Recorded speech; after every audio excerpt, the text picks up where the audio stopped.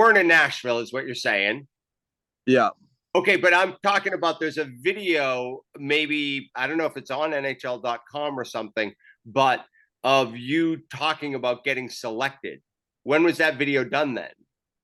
that was in Edmonton. Okay. So like when you arrived in Edmonton, did they like record that thing? It was one of the second days on the ice. One of the days on the ice after the ice session. Okay. Wow. Yeah, it just seemed to happen kind of quickly, you Oh know. yeah, it definitely did. Oh, In it definitely did. my mind, it actually happened what I'm saying, like quicker than what we're even saying, 48 hours is sort of like a long time elapse, you know? Yeah. Oh, it definitely.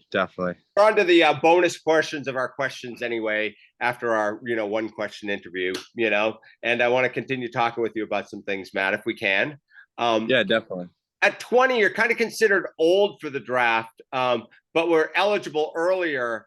Was that like kind of not as much of a consideration or as much on your radar or just viewed a bit differently by you? Yeah, definitely. I definitely think going into this draft is a little bit different when you have already been through it twice and not being selected twice. And I mean, I had talked to teams the two drafts before. So it's not like I wasn't kind of paying attention to them a little bit because I definitely paid attention to them as they were going on. And I just think that as a guy that was passed up twice, I think just using it as motivation is key. Um, just accepting the fact that you're not the one making the picks, I think is big. You can't control how other people may feel about you. That's just not what you can do. So You can I only think just your game. yeah, and controlling the controllables is important to me. I think so. Like not being picked in the first two drafts was hard, obviously, but going through it and I think getting through it was something that was good for me, good for my person, and I grew from it. So Cool. But again, like, what was it really like, in those earlier drafts? Was it really like something that was like as solid as it was on your radar for the 2023 draft? yeah, I think my first year was. Okay. My first year at a Dexter Southfield, I'd won the John Carlton Award. So I mean, a lot of people had known my name, and I talked to about the same amount of teams I did this year. And I think a big reason for why I wasn't selected my first year was just because I didn't play. I didn't have a season. And there was kids in Canada that were playing and kids elsewhere that was playing, but we weren't playing here. So I think a key was just they hadn't gotten their eyes on me enough because I had only played 1 year of prep school before that. So I had only played public school, and I think it was a time, it was a jump that I needed to make and adjustment that they wanted to see. And I just think that my senior year was going to be a big year for my development, and it was definitely, but I wasn't able to actually play and showcase my talent, and I think that hurt me a lot. Sure.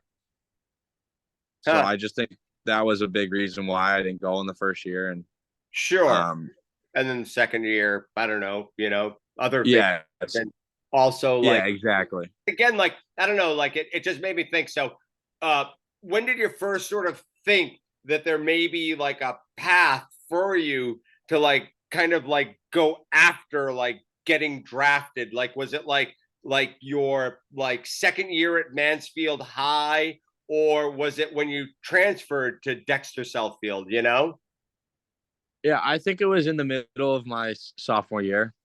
Okay. It was in the middle of my sophomore year at Mansfield. I was playing very well, and I think just a lot of people were coming to some of the public school games that don't go to a lot of the games a lot. Some of the scouts, and there were people in the stands that were definitely there to watch me in those games, and I just think it opened up my eyes to a different game and a different world that not many people from Mansfield coming, not many people have done before, I guess is what I'm trying to say. True. No.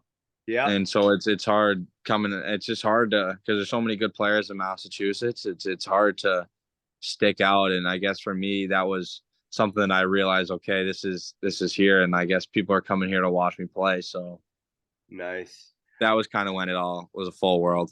Well, to me, it transitions into like what was last season at Merrimack like for you? Because that's when things seemed to like really open up. Scoring was there, and like, was there a personal sense that like last season, because of like what was happening at Merrimack, that it's just like, this is really a possibility now, folks? Yeah, I definitely agree. Like I think there was so much that was going on this year that allowed us to be successful. And I do think that my freshman year to my sophomore year, I took steps physically, which is a big key too. I'm a late bloomer, so it took me a little bit to grow. But I think I'm still growing, and I think that was a big jump I made was my physicality. So my physical nature was a lot stronger, and I was able to take over a little bit more. And I just think continuing to grow is huge for my game. And like I said, I think my game is nowhere near its peak, and I think I got to keep developing, keep growing. Yeah, sure. But I mean, last year really, I think, increased your standing to the point where you got onto like, the NHL rankings like radar, you know? It was just Hmm. like you became like this name because you were still draft age eligible, you know? Yeah, yeah, definitely. And I think that's a unique situation that I put myself into. All right. So what were your first impressions of an NHL development camp? Oh, it was great. It was great. It was a great learning experience. I learned a lot. You see what it takes to be a pro is huge. You have to live a different lifestyle. And I think just learning how to live that lifestyle is going to be big for me. And taking the steps away from the ice is going to be big. And I think the development camp itself it was a great time. It was you learned a lot on the ice and you learned a lot off the ice and in the weight room in the kitchen and stuff, which is huge. So I think it was big learning experience. So what's next? Do you just go back to Merrimack for your junior year? Yep. Yep.